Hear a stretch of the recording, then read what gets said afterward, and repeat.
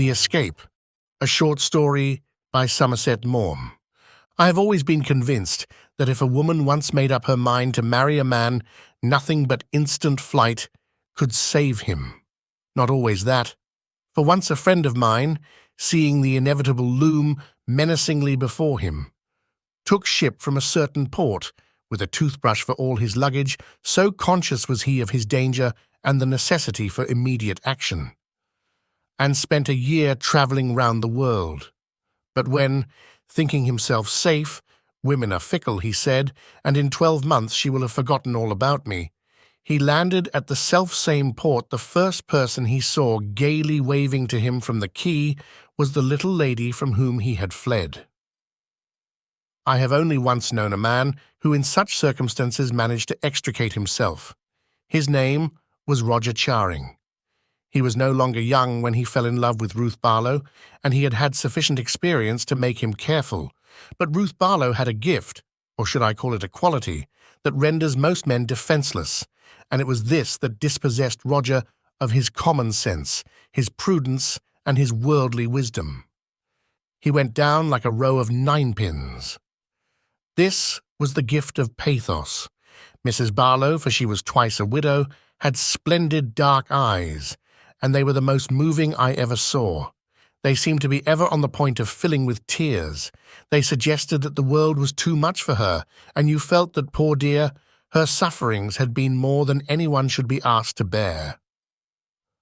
If, like Roger Charing, you were a strong, hefty fellow with plenty of money, it was almost inevitable that you should say to yourself, I must stand between the hazards of life and this helpless little thing. Oh, how wonderful it would be to take the sadness out of those big and lovely eyes. I gathered from Roger that everyone had treated Mrs. Barlow very badly. She was apparently one of those unfortunate persons with whom nothing by any chance goes right. If she married a husband, he beat her. If she employed a broker, he cheated her. If she engaged a cook, she drank. She never had a little lamb, but it was sure to die. When Roger told me that he had at last persuaded her to marry him, I wished him joy. I hope you'll be good friends, he said. She's a little afraid of you, you know. She thinks you're callous. Upon my word, I don't know why she should think that. You do like her, don't you? Very much. She's had a rotten time, poor dear. I feel so dreadfully sorry for her. Yes, I said. I couldn't say less. I knew she was stupid and I thought she was scheming. My own belief was that she was as hard as nails. The first time I met her, we had played bridge together, and when she was my partner, she twice trumped my best card. I behaved like an angel, but I confess that I thought if the tears were going to well up into anybody's eyes, they should have been mine rather than hers. And when, having by the end of the evening lost a good deal of money to me, she said she would send me a cheque and never did, I could not but think that I and not she should have worn a pathetic expression when next we met. Roger introduced her to his friends. He gave her lovely jewels. He took her here, there, and everywhere. Their marriage was announced for the immediate future. Roger was very happy. He was committing a good action, and at the same time doing something he had very much a mind to. It is an uncommon situation, and it is not surprising if he was a trifle more pleased with himself than was altogether becoming. Then, on a sudden, he fell out of love. I do not know why it could hardly have been that he grew tired of her conversation, for she had never had any conversation. Perhaps it was merely that this pathetic look of hers ceased to wring his heartstrings. His eyes were opened, and he was once more the shrewd man of the world he had been. He became acutely conscious that Ruth Barlow had made up her mind to marry him, and he swore a solemn oath that nothing would induce him to marry Ruth Barlow. But he was in a quandary. Now that he was in possession of his senses, he saw with clearness the sort of woman he had to deal with, and he was aware that, if he asked her to release him, she would, in her appealing way, assess her wounded feelings at an immoderately high figure. Besides, it is always awkward for a man to jilt a woman. people are apt to think he has behaved badly. Roger kept his own counsel. He gave neither by word nor gesture an indication that his feelings towards Ruth Barlow had changed. He remained attentive to all her wishes. He took her to dine at restaurants. They went to the play together. He sent her flowers. He was sympathetic and charming. They had made up their minds that they would be married as soon as they found a house that suited them, for he lived in chambers and she in furnished rooms, and they set about looking at desirable residences. The agent sent Roger orders to view, and he took Ruth to see a number of houses. It was very hard to find anything that was quite satisfactory. Roger applied to more agents. They visited house after house. They went over them thoroughly, examining them from the cellars in the basement to the attics under the roof. Sometimes they were too large, and sometimes they were too small. Sometimes they were too far from the center of things, and sometimes they were too close. Sometimes they were too expensive, and sometimes they wanted too many repairs. Sometimes they were too stuffy, and sometimes they were too airy. Sometimes they were too dark, and sometimes they were too bleak. Roger always found a fault that made the house unsuitable. Of course, he was hard to please. He could not bear to ask his dear Ruth to live in any but the perfect house, and the perfect house wanted finding. House hunting is a tiring and a tiresome business, and presently Ruth began to grow peevish. Roger begged her to have patience. Somewhere surely existed the very house they were looking for, and it only needed a little perseverance, and they would find it. They looked at hundreds of houses. They climbed thousands of stairs. They inspected innumerable kitchens. Ruth was exhausted, and more than once lost her temper. "If you don't find a house soon," she said, "I shall have to reconsider my position. Why, if you go on like this, we shan't be married for years." "Don't say that," he answered. "I beseech you to have patience. I've just received some entirely new lists from agents I've only just heard of. There must be at least 60 houses on them." They set out on the chase again. They looked at more houses and more houses. For 2 years they looked at houses. Ruth grew silent and scornful. Her pathetic, beautiful eyes acquired an expression that was almost sullen. There are limits to human endurance. Mrs. Barlow had the patience of an angel, but at last she revolted. "Do you want to marry me or do you not?" she asked him. There was an unaccustomed hardness in her voice, but it did not affect the gentleness of his reply. "Of course I do. We'll be married the very moment we find a house. By the way, I've just heard of something that might suit us. I don't feel well enough to look at any more houses just yet."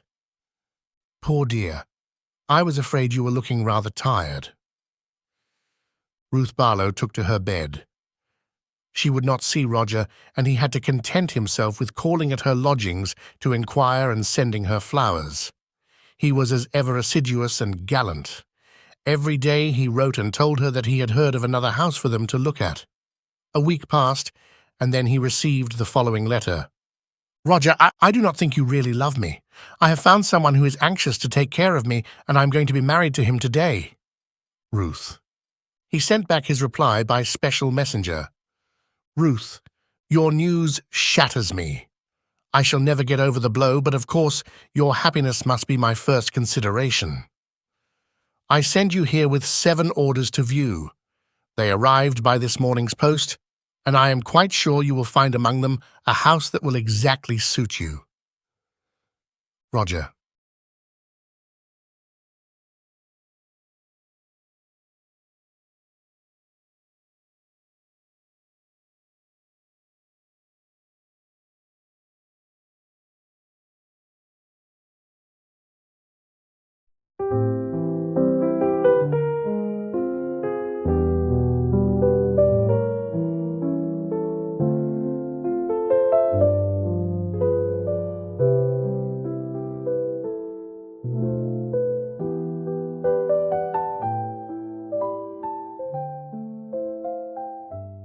The Luncheon, Somerset Maugham.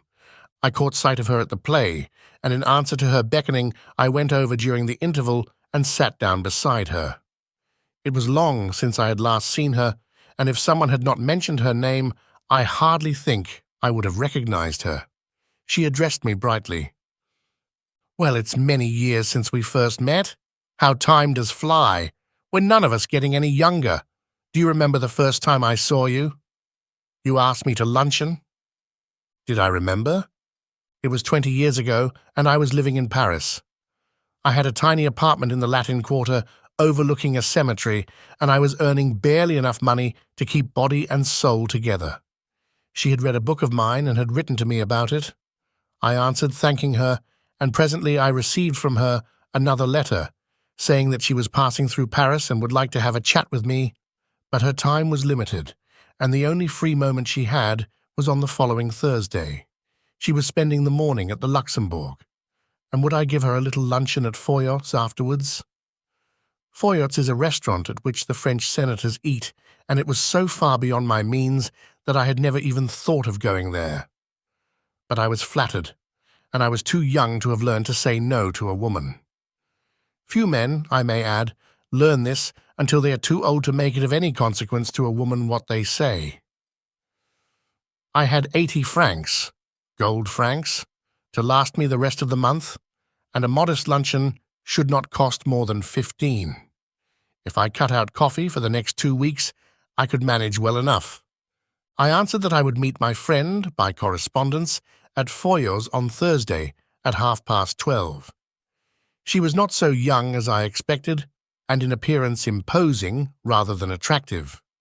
She was in fact a woman of 40, a charming age, but not one that excites a sudden and devastating passion at first sight, and she gave me the impression of having more teeth, white and large and even, than were necessary for any practical purpose. She was talkative, but since she seemed inclined to talk about me, I was prepared to be an attentive listener. I was startled when the bill of fare was brought, for the prices were a great deal higher than I had anticipated. But she reassured me. "I never eat anything for luncheon," she said. "Oh, don't say that," I answered generously. "I never eat more than one thing. I think people eat far too much nowadays. A little fish, perhaps.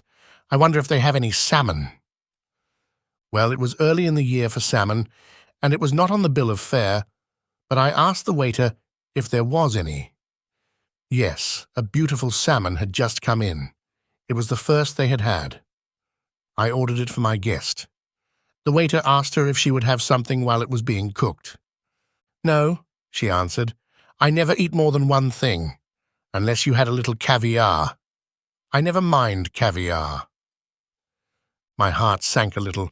I knew I could not afford caviar, but I could not very well tell her that.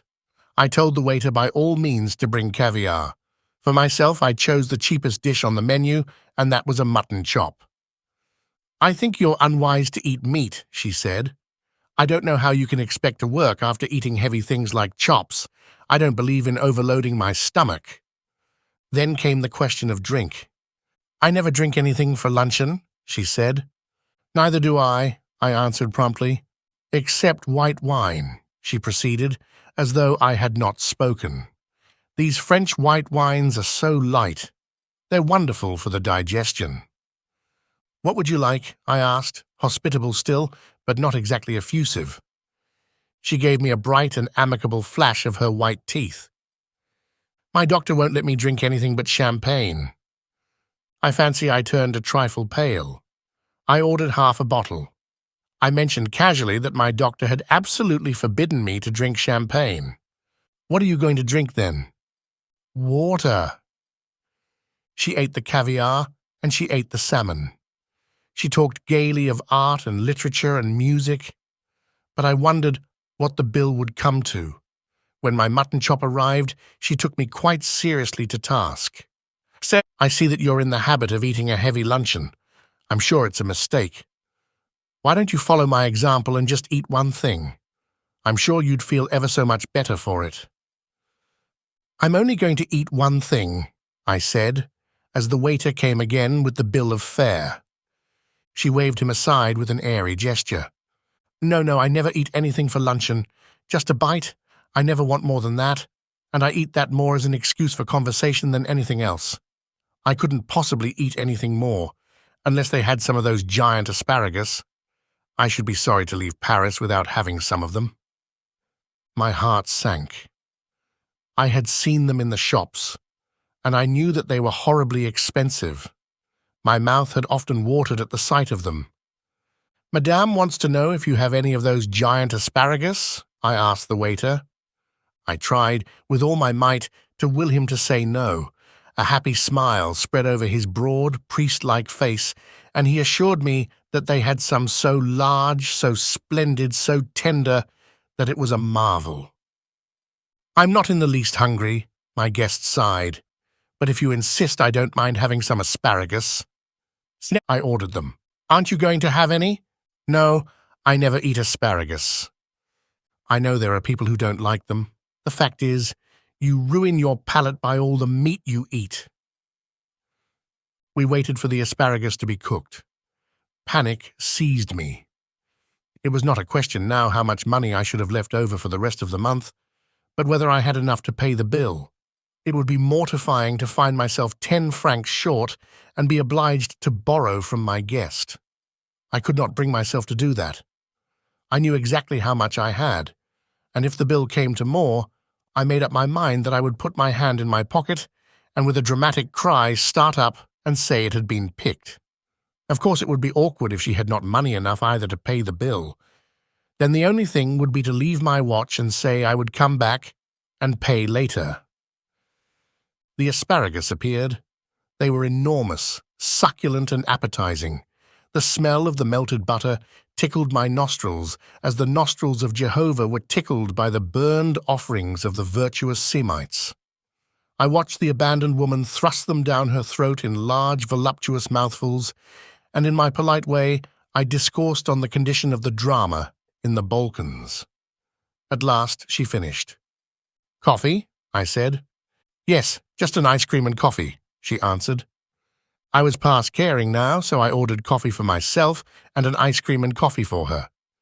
"You know, there's one thing I thoroughly believe in," she said, as she ate the ice cream. "One should always get up from a meal feeling one could eat a little more." "Are you still hungry?" I asked faintly. "Oh, no, I'm not hungry. You see, I don't eat luncheon. I have a cup of coffee in the morning and then dinner, but I never eat more than one thing for luncheon. I was speaking for you." "Oh, I see."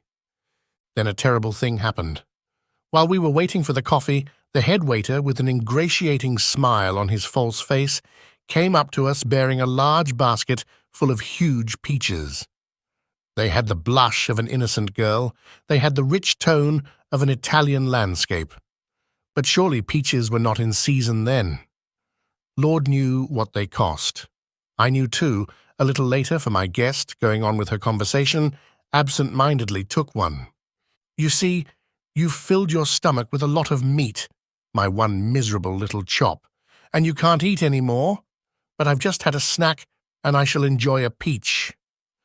The bill came, and when I paid it, I found that I had only enough for a quite inadequate tip.